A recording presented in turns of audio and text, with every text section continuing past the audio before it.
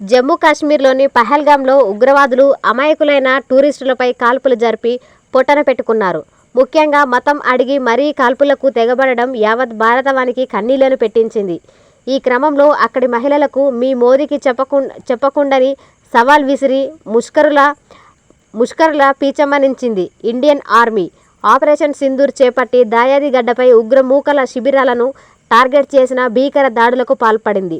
ఈ క్రమంలో భారత్ పాక్ మధ్య భీకర యుద్ధం మొదలైంది. భారత్ దాడులకు భయపడిపోయిన దాయాది 3 రోజుల్లోనే చేతులు ఎత్తేసి కాళ్ళబేరానికి వచ్చింది.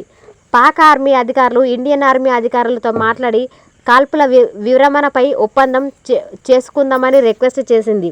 దీంతో పాక్ వేడుకోలుకు భారత్ కాల్పుల విరమణకు అంగీకరించింది. అయితే దీనిపై అమెరికా ప్రెసిడెంట్ అప్పటికే ఇరు దేశాలతో చర్చలతో సమస్యల్ని పరిష్కరించుకోవాలన్నారు.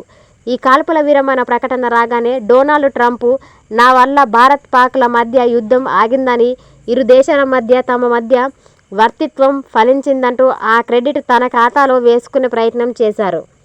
ఇక ఆయన దీనిపై పదే ఇలాంటి వ్యాఖ్యలు చేయడంతో దీనిపై పెద్ద దుమారం చెలరేగింది.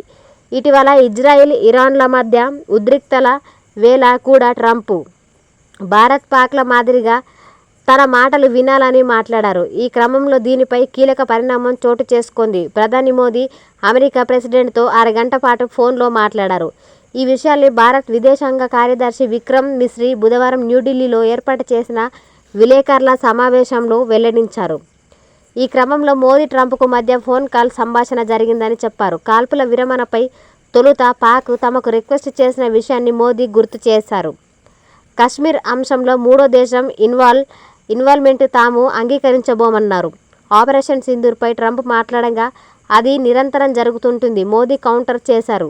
ఈ క్రమంలో భారత్ పాకిస్తాన్ మధ్య పలు దఫాలుగా చర్చలు జరిపి ఇరు దేశాల మధ్య యుద్ధాన్ని తానే నిలువరించానంటూ ట్రంప్ చేస్తున్న ప్రకటనలకు మోదీ బలమైన సమాధానం ఇచ్చినట్లు అయిందని విక్రమ్ మిస్రీ స్పష్టం చేశారు. తొలుత G7